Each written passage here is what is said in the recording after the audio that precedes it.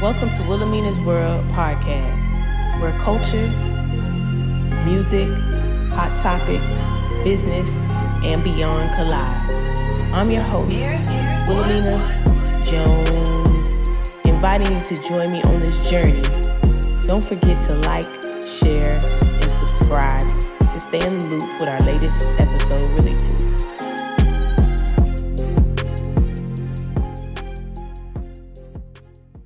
Hey, what's good? It's your girl, Wilameana Jones, checking in live for another exclusive interview right here on Wilameana's World. And I want to go ahead and get right into it. We have a very special guest today. I'm going to go ahead and let you introduce yourself for the people that don't know you. I'm Ron Butler, NFL agent, good friend of Miss Wilameana herself, and glad you got me on. Yes. So thank you so much for stopping by. Like, I cannot wait to get into your story. Like, yes, we go back for a very long time, and you came a far way from Pine Lake Elementary. You feel me? I already know. Yes. So I'm so excited to just talk to you about your business, career, and everything, and how life has just been for you. So, Absolutely. NFL agent. Superstar, legendary. I don't know about all of that. We get started with NFL agent.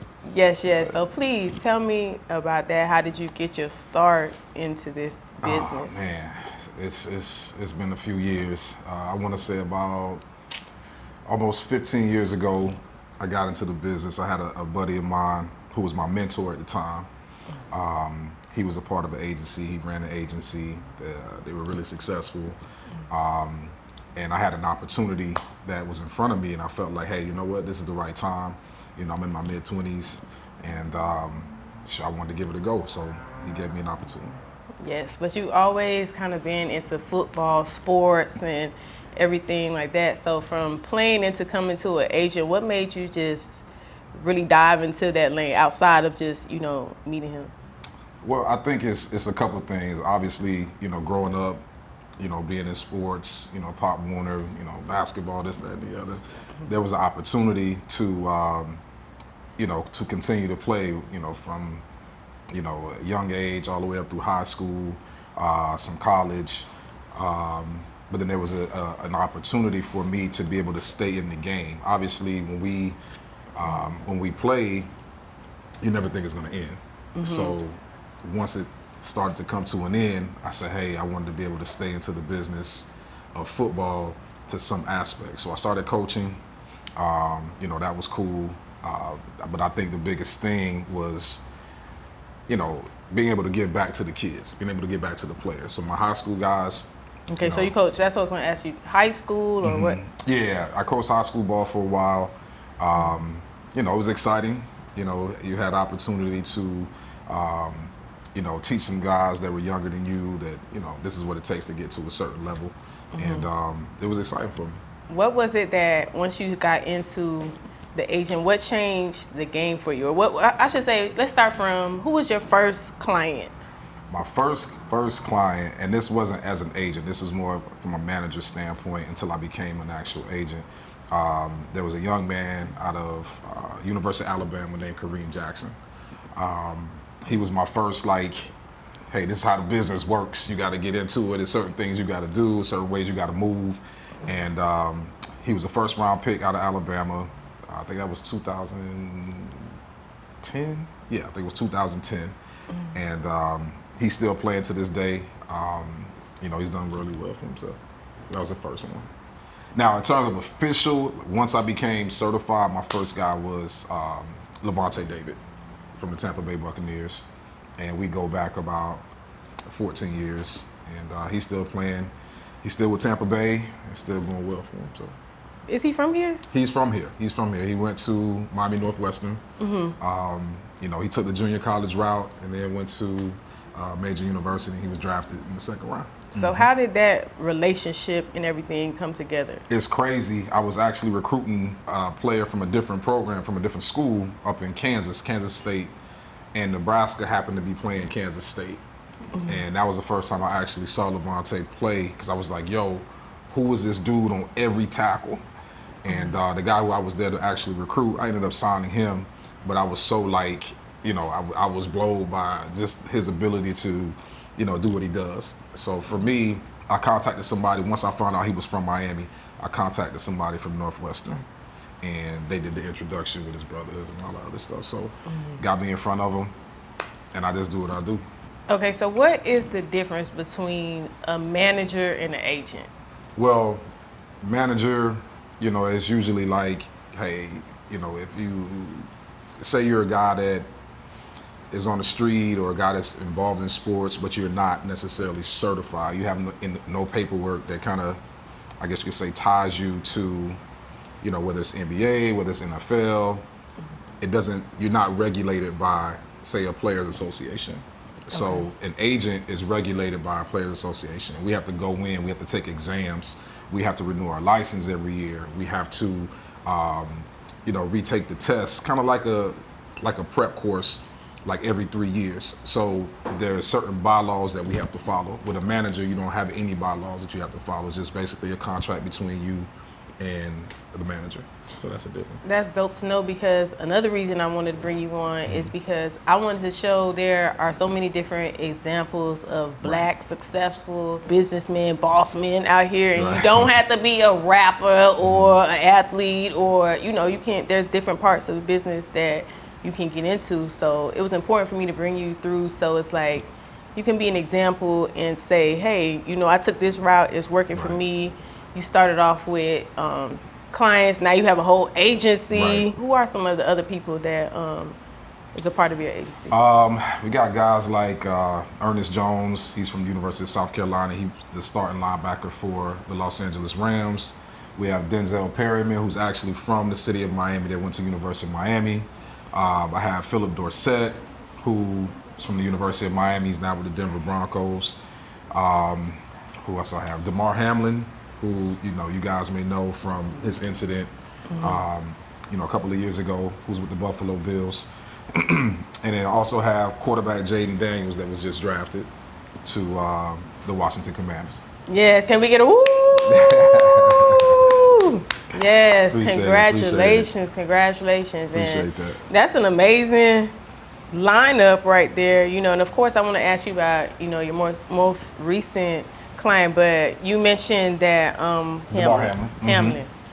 Break it down to me, what happened and how you felt like when that moment. Well, I mean, it's definitely one of those like movie moments almost, if you can kind of visualize yourself watching the movie and certain things happen within the sport, and all of a sudden you have some type of tragic event that happens, in that movie. So for us, it was crazy because myself, my brother, who's also an agent, and one of my other partners, we were all on a FaceTime just having a conversation about something random. And then that play happens, and we said, oh, okay, well, DeMar went down. But then we realized it was more serious than what we, initially thought. It became, okay, we got to get out in front of this. So when I say get out in front of this, you have to get in touch with the team. You have to get in touch with the family. You have to get in touch with the doctors. You have to be present, and just in terms of the whole matter. So for us, it was, it was like boom, boom, boom, and it was very surreal. Being at the hospital, there for a week. You're dealing with all of the commotion in terms of, cameras and, this. It was a lot going on. So everybody want to know what's going on. Yeah, everybody wants to know what's going on. So it was a lot, but I felt like from a team standpoint, we really got out in front of it. I commend my brother. He was, hands-on handling everything. Very hands-on, very hands-on. So, it was definitely one of those moments that you'll never forget. Wow, I'm so happy of the outcome. Thank God, because Same here. It was looking crazy. Like I don't think we ever saw anything like that in history for like the game and everything to just stop. And God really blessed him and he bounced back. Nah, definitely a one of those, prayer warrior moments. It was definitely that. So. And then you also don't you have some clients that also made it to the Super Bowl? Oh, yeah.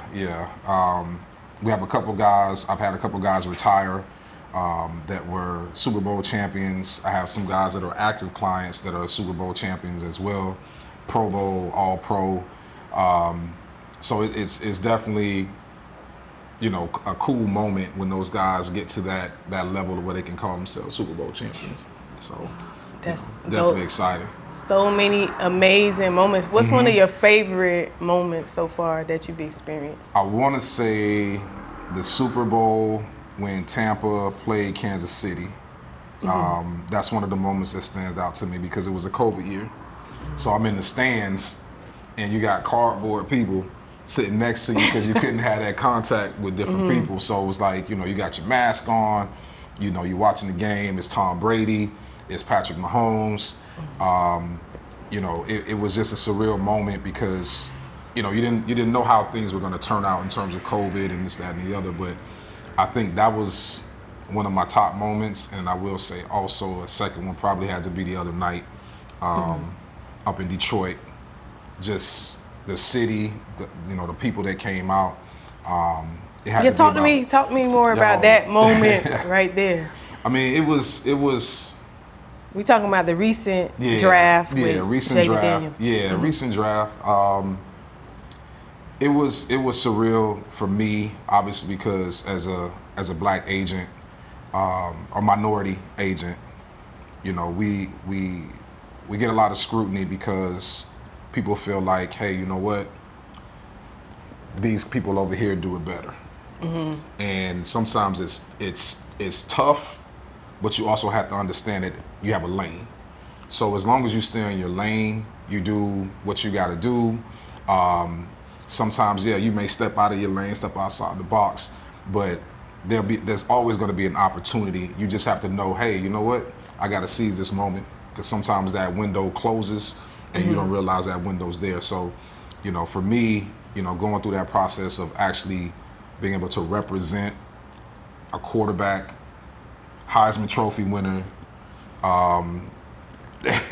Johnny Unitas winner, all of those different things, All-American. It was definitely, you know, I had to thank God for it because it doesn't happen all the time. And it's crazy because I remember seeing an article about people were saying he wasn't gonna get drafted or, you know. So how does it feel now that, you know, this moment has come to pass and with all the doubt and the haters, like how, you know, just how does it feel? I think it's one of those moments where you kind of define the odds. I think as a player, you know, looking back at his career in terms of what he was able to accomplish in college, but the struggles that he also had to go through. And then I look at my own situation saying, hey, you know what? I got into this business. I had a lot of ups and downs. I had to face, you know, some scrutiny, you know, and just being in a position where I had to overcome all of those things. So I looked at it as adversity. And I felt like him and I just were able to connect in a way because, hey, you know what? You got an underdog story, I got an underdog story. And to be able to get to this level where now he's a number 2 pick, he's a Heisman Trophy winner, and I'm an agent that never had a quarterback, but was given the opportunity because they saw something in me. So right, but you saw something in him because that's something to the just as far as how you recruit the process. Right. I know you were saying, or we had a conversation before about you went to his games, I think from he was like a freshman and you had been following. So what is it like that you see, or what are you looking for when you go out there and you like scout in talent? What is it, the it factor that you see? I think it's a couple things. I think number one, you know, you look at the skill set, you look at the person, second, but then third, you probably look at where they come from, the upbringing. What are people saying about them? I felt like with guys like Levonte, I felt like those were guys that got it out of the mud. When you hear somebody say you get it out of the mud, really? You know, where he grows, you know, where he grew up, the struggles that he had, then ultimately to be able to get, you know, go to junior college, but then go to a major university and then get drafted and have this long, successful career where you've done 4 or 5 different contracts. I think for guys like that, those are the guys that you kind of look for in terms of the character because it's one thing to get there, but it's another thing to stay there. And not a lot of guys can stay that long. So, you know, that's kind of what I look for. It's the character, it's the ability, but also where they come from. So, you know, I gotta ask you a question, right? Okay. Yes. What we getting at? Yes. I have to get into this question right here, right? So, I want to say it was probably about a few days before the draft, right? On Twitter, there happened to be a tweet that went out and it was talking about, you know, the upcoming draft and the teams meeting and everything. And you left a comment, not even a comment, an emoji on top of this tweet that really caused an uproar. So you know that I have the exclusive. I just have to ask you, like, what did that mean to you? Because when I saw it, I felt like it was just a general, you know, but apparently it rubbed a few people the wrong way, and you know they were trying to drag you for filth. So what you meant by that? I'll explain it. Thank you. I'll explain it. As I was scrolling through Twitter, I saw some different things. I saw some different articles about visits and this, that, and the other that had taken place. And I came across one of the interviews that, these two podcast guys were doing. And I said, they were thinking the same thing I was thinking. And they just spoke on it. So instead of me going on and making Twitter a statement, right? And making a statement, doing some kind of recorded video or whatever, I just kind of questioned. Or say, hey, It that's was what a I was. question. Was it a question, or is that what I was thinking? Like, It was like, I'm wondering. That's right. a valid question. Like, that's a valid, statement to make. So it wasn't so much of, hey, we didn't want to go there. We didn't want to go to, we didn't want to get drafted here, get drafted there. It was more of, hey, I wonder why they did it that way in terms of the process. So it wasn't me saying, hey, this is what it is. It was more like a moment. So that was why I chose that emoji. And I'm not gonna lie, that's what I got from it too. But the fans and stuff were going crazy, and fans gon' fan. That's what fans do. Right. Fans gon' fan. Right. And right. my job is not to make the fans happy. It's to make sure that I'm doing the right thing by my client. So at the end of the day, that's my perspective.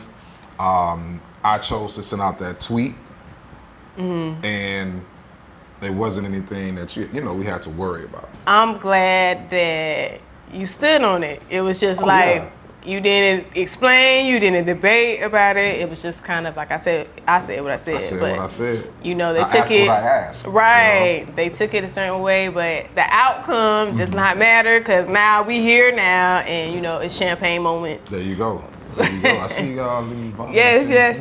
Shout out to Blair. We got to celebrate. I see in a you. minute. I see you. I'm really excited for you. Appreciate that. I'm proud of you. Appreciate that. Everything just is amazing. I just love to see how you evolving, and it's great to see. We came a long way from long way from robots when you was doing the robot. Yo, chill. The Christmas show. Came a long way, huh? Came a long way from you used to be playing football and faking getting hurt. Oh, here we go. You know what I'm saying? Faking getting hurt. I was faking. That is crazy. But it's cool. We came a long way. What can I say? Came a long way. Yeah. Grew up nice. Crazy. So you've hit a lot of great moments. What would you say when you leave this earth you want to be known by? What's your legacy look like for you? I think the biggest thing that I can think of would probably be that I didn't quit, and that the people know, the clients and the families that I've helped, whether it was coaching ball, whether it was training kids, whether it was being an agent, that they know with the hard work plus adversity, that it didn't defy me. And the work that I put in to get to being able to go negotiate over $300 million, $400 million in contracts. And I never thought that was something I would even tap into growing up. If I had to just say, hey, you know, one thing I want people to remember me by is he never stopped. Like, he never quit. Always had a vision and never stopped. So probably that. How do you balance it all as far as, you know, you have a whole agency, a team? It's a lot. Like, it's a lot. You know, we working with grown men because, you know, this is not a little boy's game. This is a grown man game. It's a grown man business. You're dealing with agencies all across the country. You're dealing with mega firms. You're dealing with media companies. You're dealing with, you know, top 2, top 3 agencies in the business.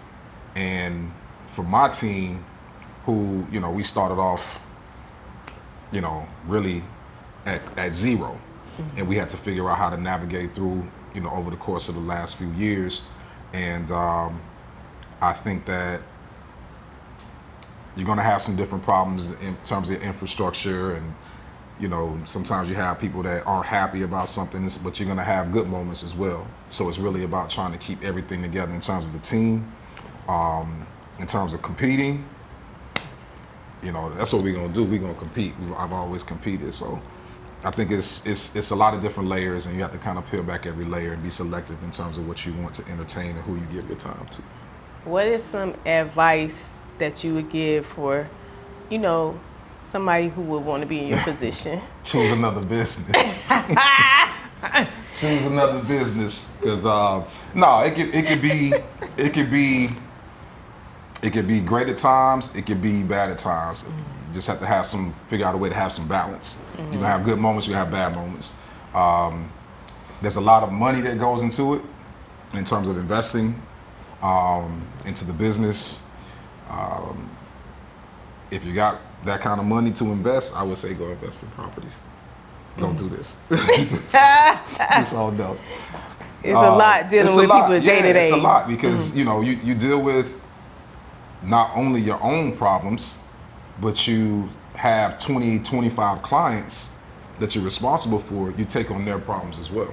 So it's more to it than just, hey, doing a contract. Like, nah, you know, real stuff comes up. Guys get arrested, you get DUIs, you know, guys get cut, players are, you know, some people lose their money, and you got to be that big brother, and sometimes even like a father figure. So I would say, if you really want to do it, you have to, like, it's a lot of stuff that books don't teach you. You need that on-the-job training to really get a real feel for it. So I would probably say that.